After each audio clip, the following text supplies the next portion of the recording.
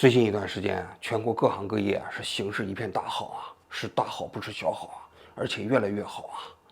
你看，两会顺利召开，习近平连任，对吧？党的生日也顺利的度过了啊，有这个将近1亿的党员了，尤其是这个经济领域内可以说是捷报频传呐。在这种情况下，党和政府对人民群众的关心也越发的无微不至啊。6月28号啊，中国经济的排头兵晴雨表上海啊，就率先提高了最低工资标准，从每小时23块钱上调到了24块钱，每个月的最低工资标准由2590块钱上调到了2690块钱，足足提高了100块。如果你要是按照比例来算啊，增加了4.几，那你想想，这个其实也是很了不起的了啊。与此同时呢，上海市也公布了社会平均工资标准的统计结果啊，从去年的11396块钱增长到今年12183块钱每个月啊，这就很了不起了。你想想，去年上海经历了什么？核酸、转运、封城，然后呢，很多企业都没有办法正常的生产经营。就在这种情况下，人家的社会这个平均工资还增长了800块，那你说这是了不起吧？肯定是非常了不起啊。按理说啊，这个数据公布之后，一般人肯定是应该奔走相告啊，是吧？肯定是非常高兴啊。但是我一看上海市的市民在网上啊，大家一片哀嚎啊，他们都觉得这日子过不下去了，这工资标准提得这么快啊，这以后怎么办呢？一筹莫展。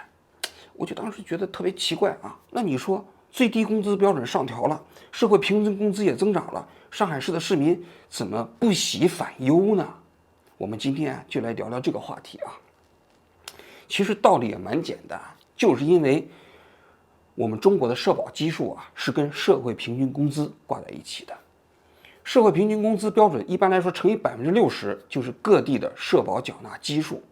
这个社保缴纳基数我们过去做过节目普及过啊，这里头有养老保险、有医疗保险、有失业保险，还有一些生育保险，七七八八的啊，我们把它概括为五险一金。那么这个养老保险呢，企业呢，一般来说要交纳20%，个人要交纳8%。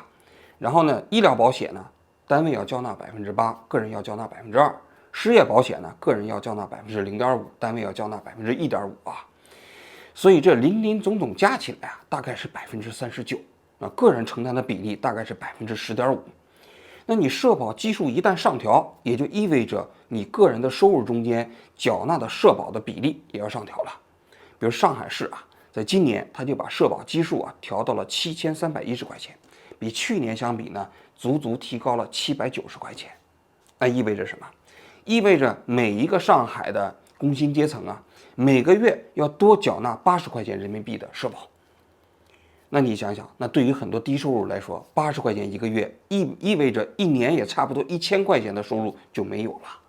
但是如果你要超过7310块钱，你减少的就更多啊，一直到36549块钱，它是封顶额嘛，你每个月会减少235块钱。那你想想，这一年差不多要减少将近2800块钱的收入啊。所以很多人觉得，其实这是一个对他们来说非常不利的结果啊。更何况很多人都觉得什么呢？其实上海啊，去年经济这么糟，收入明明没有增长，然后呢，你的统计的社会平均工资却增长了，有的人社会收入可能还下降了，那这一增一涨，他可不是觉得自己的收入其实变得更少了吗？假设10个人呢，平均工资分别为3000元、4000元、5000元、6000元、7000元、8000元、9000元、1万元、15000元和4万元。那他们的平均工资呢是10700元。现在呢，工资最低的2个人啊被迫离职了，其他的人呢降薪10%。问，那他们现在的平均工资是多少元呢？高情商版啊，大家的平均工资为11250元啊，大家的工资平均增长了5%。然后呢，灵活就业人员呢增加了2人。上海的这次社保基数的调整啊，我把它概括起来，一共有3个特点。第一个特点呢，就是劫穷人。为什么说是劫穷人呢？人家明明已经把最低的收入标准调起来了，小时工从每小时23块钱调到24块钱，每个月的最低收入从2590块钱调到2690块钱。但我这里跟各位讲，这都是假的。为什么呢？因为其实你到市场上去看啊，真正违反那个最低工资标准的那个劳务交易行为可能比比皆是。但是你看政府有执法吗？前一段时间我们做过一期节目，曾经放过北京马家楼有一个劳动交易市场当时不就是有人15块钱1个小时就去干吗？像早些规定12个小时160都敲的，现在的160啊？对12个小时160，早些还拿一个人顶3人使唤。就算有活这市场上就算有活让你去干1天，回来在床上最少要躺3天。虽然那是北京北京和上海最低工资标准不太一样但也相差无几15块钱1小时肯定违法但你有看到政府部门过来说，你不能按照15块钱1小时来雇这个人呢？你必须搞到22你看到了吗？没有事实上，政府就是来也没有用。为什么呢？你如果强迫这个雇主必须按照221小时来雇他们的话，他就不雇了。对这些雇主来说，经济不景气他们呢也付不起太多的钱去雇这些零工所以，假如说他们就不愿意去雇这些零工的话，那对这些低收入者来说是受益了还是受害了呢？如果你政府不管，他15块钱1小时跟着去干，还能有口饭吃。你强迫他22块钱1小时去雇这些工人，结果那雇主不干了，这些人连吃饭的机会就都没有了。所以经济学界一直有一个说法，最低收入的保障标准从来保障不了穷人，只能让穷人受苦，这是一个方面。另外一个方面，如果我们看上海市的这个表如果你要是在7300块钱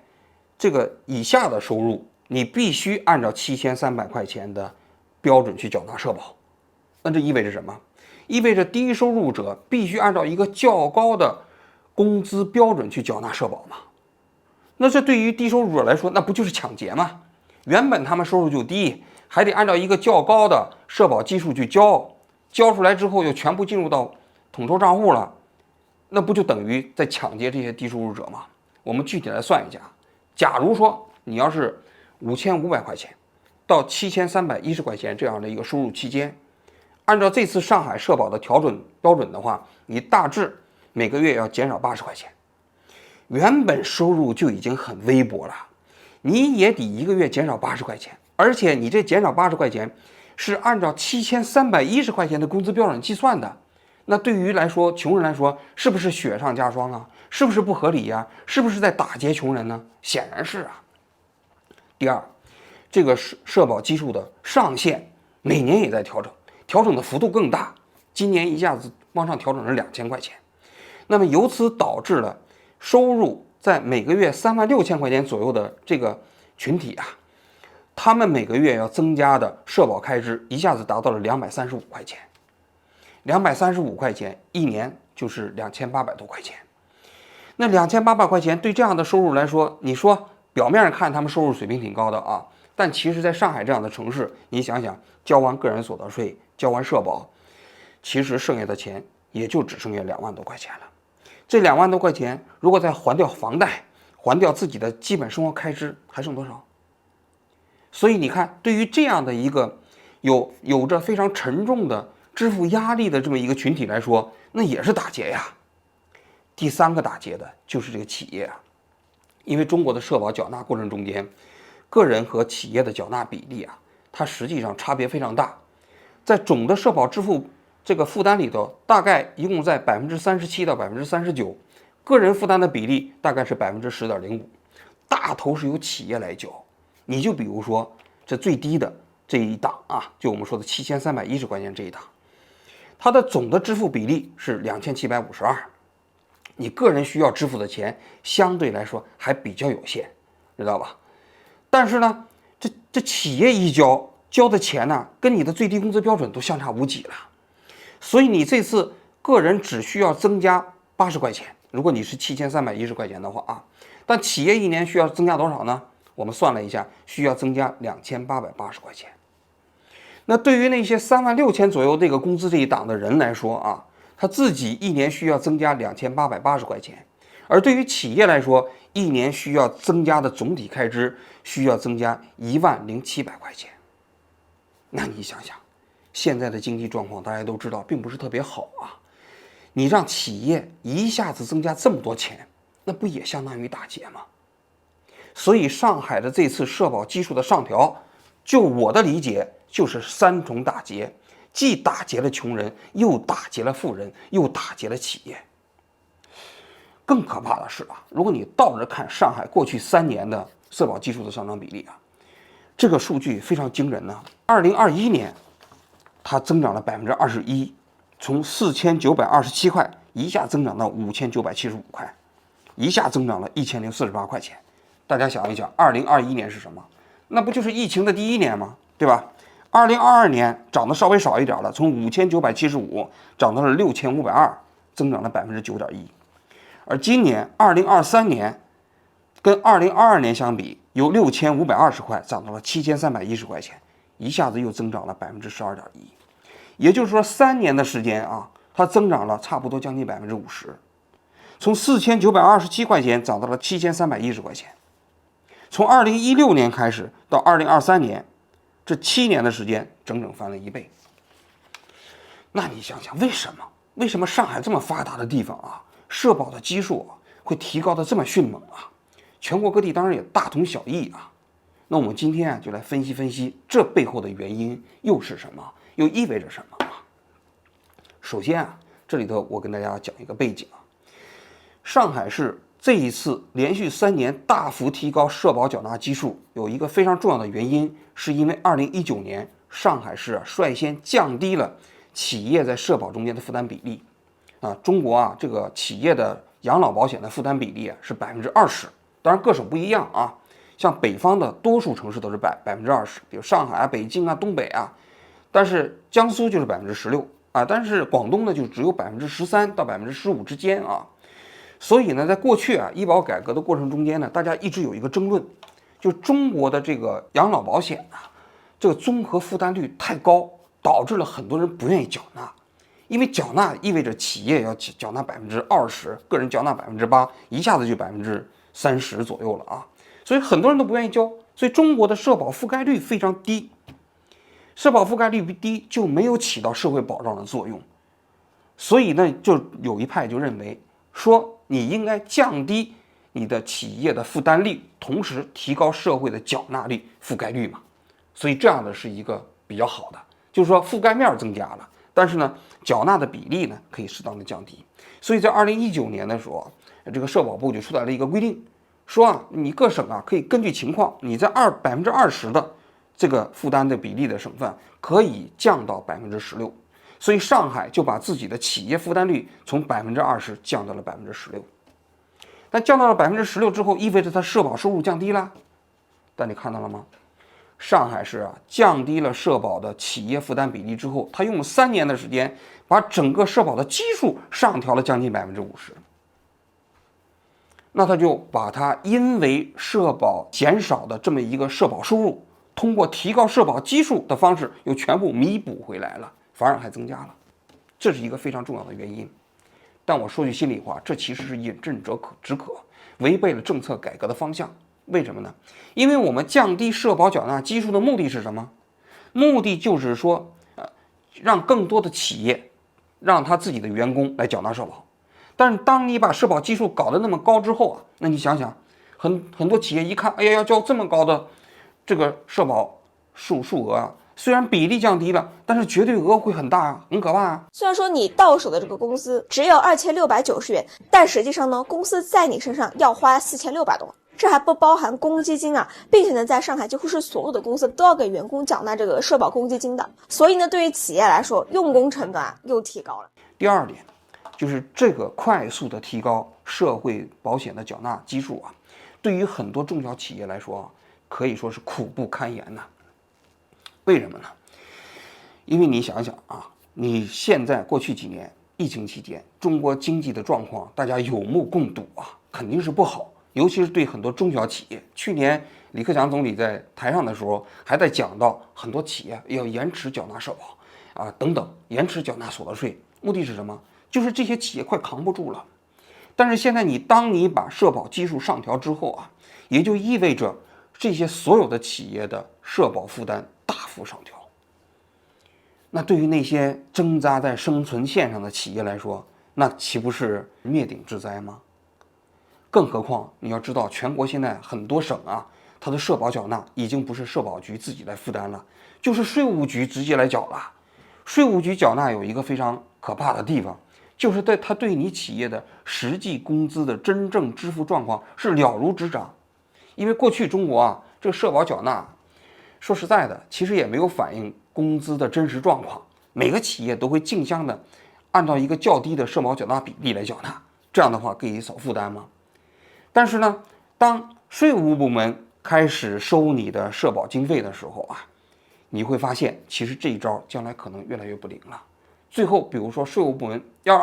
让你按照实际工资的总额来缴纳社保的时候，我想中国可能有大量的企业可能根本就撑不住，会陷入一轮新的倒闭潮。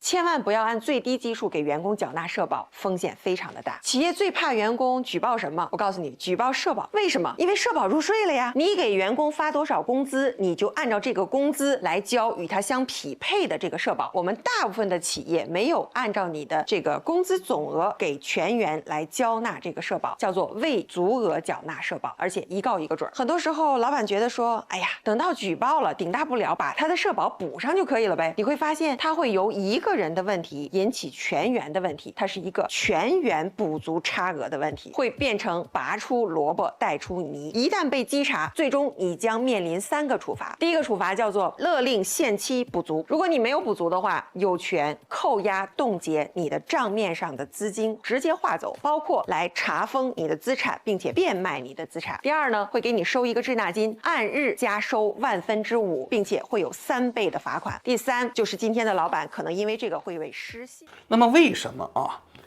过去的这3年，以上海这么发达的经济省份，也包括其他省份，在纷纷大幅上调自己的社保缴纳基数呢？其实也不难理解，就是中国现在的社保啊，确实支付已经出现了大幅的危机。实际上最近2年啊，我们的社保早就出现了缺口，这个缺口啊，每年都需要中央的财政来划拨，现在划拨的数额已经超过了每年5000亿元人民币。也就是说，光靠社保的收入啊和支出比起来啊，现在的社保已经入不敷出了，所以要靠中央财政啊来往里头拨钱。但是你想想，现在经济状况不景气的情况下，你每年这个绝对增加社保拨付的额度都在增加在500亿到1000亿，所以政府的财政压力也非常巨大。所以在这种情况下，那提高社保的缴费基数，那这就是一个最简单的办法嘛，让你们提高嘛，这是一个方面。第二个方面呢，就是说，由于中国啊，就是在社保改革的过程中间，政府没有承担转制成本，所以导致啊很多历史欠账啊都得需要现在缴纳的人来承担，这个其实极其不合理啊。我过去曾经讲过啊，过去啊所谓的社保转制过程中间，比如说你事业单位的人被称之为视同缴费，还有过去几十年那些国有企业的员工没有缴纳社保的，那么放到社保体系里头，只交纳了一点点钱，也就可以领退休金了，而且退休金现在还每年在连年上涨啊。过去呢，我们都知道，我们推行了一个方案，叫国有股改革过程中间减持的10%的股权啊，划拨到社保基金。当时啊，很多人都认为通过这种方式啊，可以解决中国的社保亏空问题。很多人估算呢，这个数额有可能会达到5万亿人民币，有的人估算的是10万亿，还有人企业来算过啊，说能达到18万亿。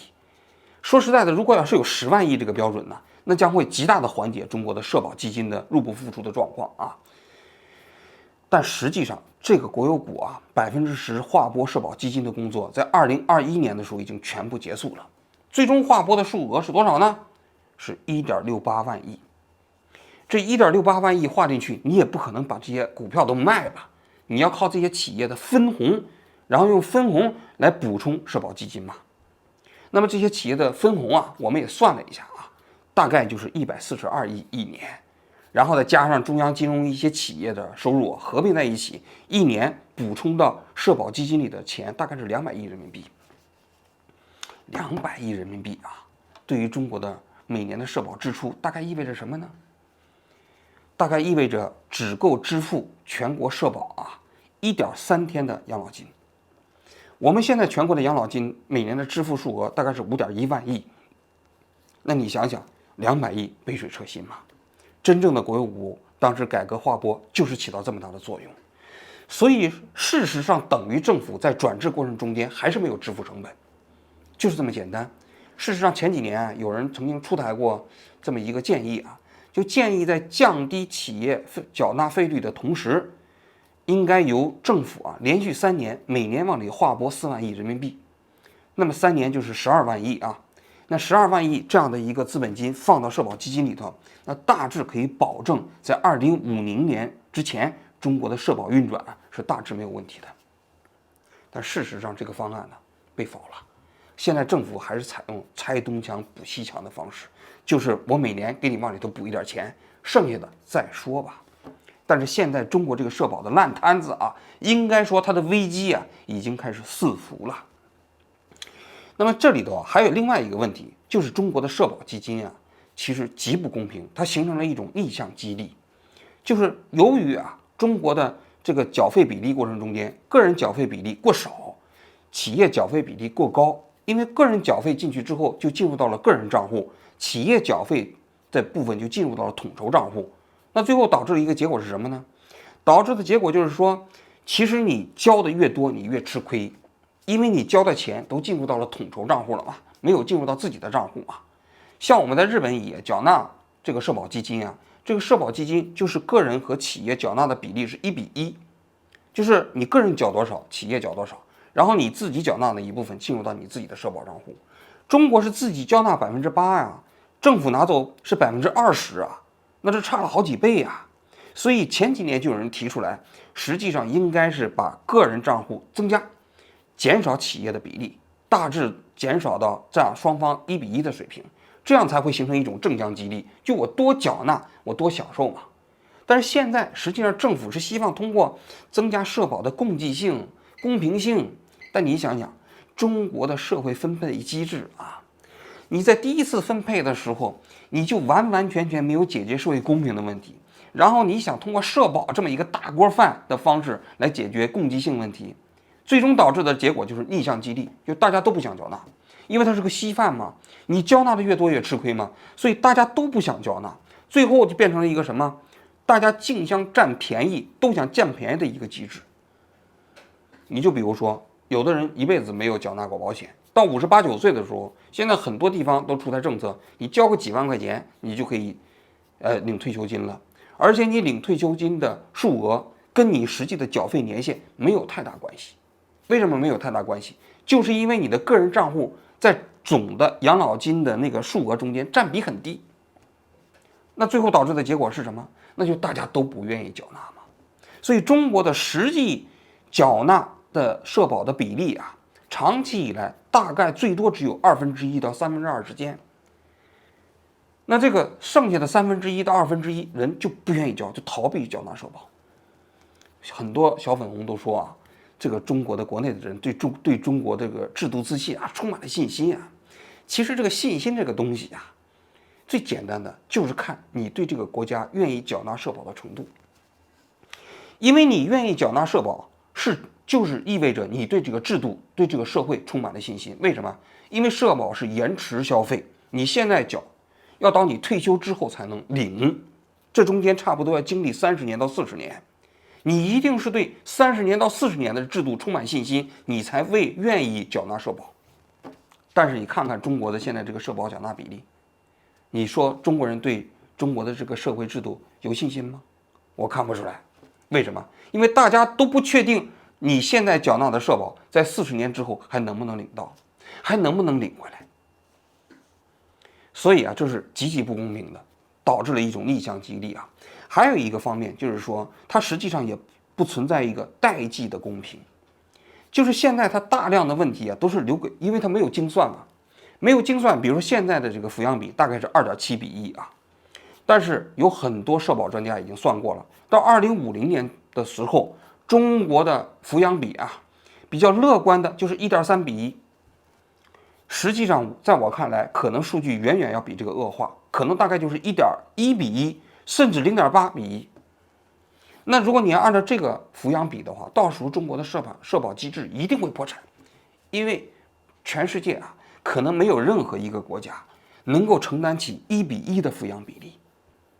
1:1的抚养比例，那就导致了你的整个社保基金最后的替代率会极其低。那大家为什么还愿意缴纳社保呢？就不会愿意了。所以啊，他就没有通过精算，所以就把这些所有的负担都压在了后代身上。就像我刚才举的那个例子，假如说你现在你56、7岁了，你随便交一点钱就可以领养老金，这当时补交的这养老金呢，会增加你这个养老金账户的当期收入，因为它补交几万块钱嘛，这有统计的。现在我们的养老金的收入中间，大概有10%左右都是各种各样的补交，这使得现在的数据看得比较好看啊。但是这些人交纳了几万块钱，他从60岁开始领退休金，他可能大概只领个3、5年就领没有了。那后面的钱是谁来给他发呀？就是我们的后代给他们发呀。你想啊，那对我们的后代公平吗？显然是不公平。所以一个好的养老金制度也需要考虑代际公平。所以如果不考虑这些因素的话，那中国的养老保险的制度啊，就我说的，未来一定是走向破产。当然了，人家中共可能也有别的招啊。大家都知道，中国从今年开始啊，已经正式推出了延迟退休的方案。从2025年开始到2055年啊，把现在的女性从55岁退休，男性从60岁退休，一直延迟到65岁。这延迟退休啊，对这个养老金它实际上是双重利好。第一，每延迟1个月，你可以多交1个月的社保，但你可以少领1个月的这个社保金，对吧？这不是赢2次吗？但是它的最大的危害是啊，你如果一直推迟退休，你推迟退休之后领取养老金的那个年限就会越来越短，很多人就更加不愿意缴纳社保了，不是吗？对吧？因为他觉得我还可能刚开始领社保，然后我可能人就挂了，那我为什么要缴纳社保呢？所以你这个社会里多大程度上给予普通人一个基本信心呢？那我觉得是中国社保机构设计者的这么一个摆在面前的一个问题。如果一直采用这种合则而渔的方式啊，我相信啊，这个机制啊运转不了多长时间了。平时啊，很多人在私信里也经常问我，他说王局啊，你觉得应该缴纳中国的社保吗？从我个人的经验来看，如果现在你年纪轻轻啊，缴纳社保实际上肯定是一个不太合算的这么一个选择啊。但更可悲的是，在中国，你如果是不选择缴纳社保的话，可能结果和下场会更悲惨。所以啊，你说有什么解决的好的方案吗？真的没有。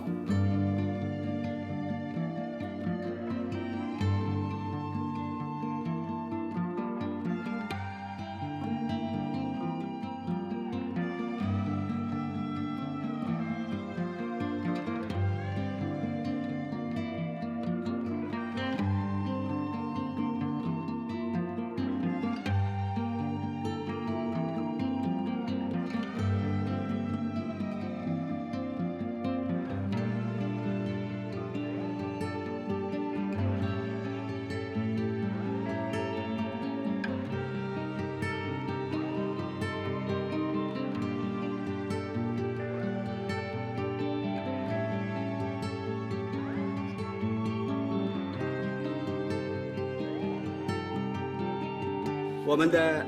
人口红利并没有消失，人才红利正在逐步形成，发展的动力依旧强劲。